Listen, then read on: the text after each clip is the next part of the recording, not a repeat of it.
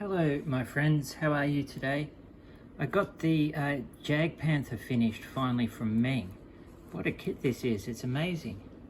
I'll show you. So there's nice little details. I've still got to seal up the gaps and all that. And I've got to put in the paddle damage, but I finished the steps in the instructions, so there's no more to go. You see this detail here, it's a little chain with a little cap for the MG portal. So something a little different instead of putting the MG in. The photo etch is really well done in this kit. It's very well thought out. I like it. It's there's not a lot of photo etch, but a lot of it's used, and it's used well, I'd say. Also exciting is that you've got your hatches that open and close. So you got the one at the back. You've got these top ones as well, if I can do that. They can just pop open. We'll see if we can get them open. Yeah, here we go. Got that one. Because they've got little latches underneath that sort of hold them in place, which is good. Yeah, without a handle or anything, you sort of just got to get your fingers under there. So yeah, they open and close. You can see, well, you can't really see because it's dark, but the only real detail in there is the breech, which goes all the way to the back. I don't know what they look like in there. This is a big tank though, eh? This is bigger than the Tiger. Well, let's have a look. Let's take it over to the Tiger. Let's have a look, see how big it is compared to the Tiger.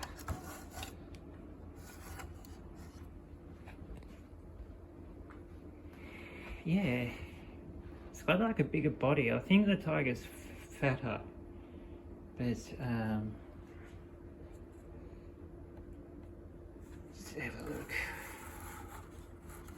Well, so definitely the Jagdpanther is definitely longer, and I think the Tiger's fatter, but they look about the same height, don't they?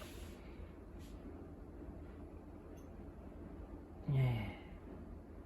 The turret go down a little bit, but yeah, I just didn't realise that the original Tiger was that small, and the Jagdpanther was that big. There you go, it's the things you learn about modelling, don't you? So, I really have enjoyed this build. It's been a challenge, there's been fit issues, but ultimately I'm really happy with it. I thought it would be an easy build after doing this build here, this Academy one, the old mould,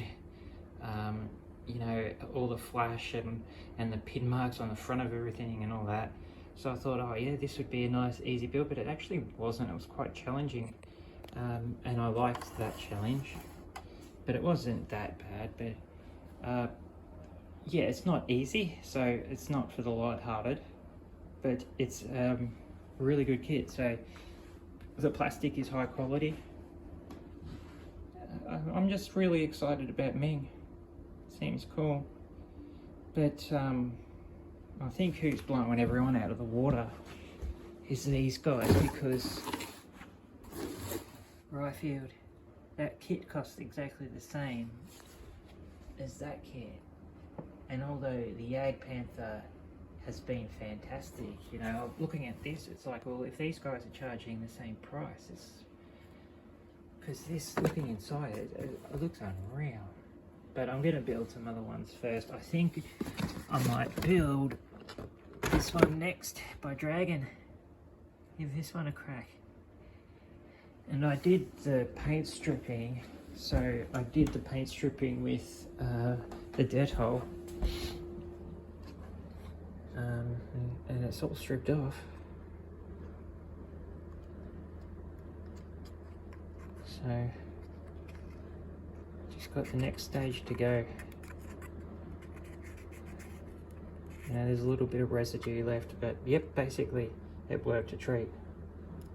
So I've got a little bit more to go with that because there was just, it was one of the original ones I did, and I just did it with a brush and absolutely covered it and soaked it in paint.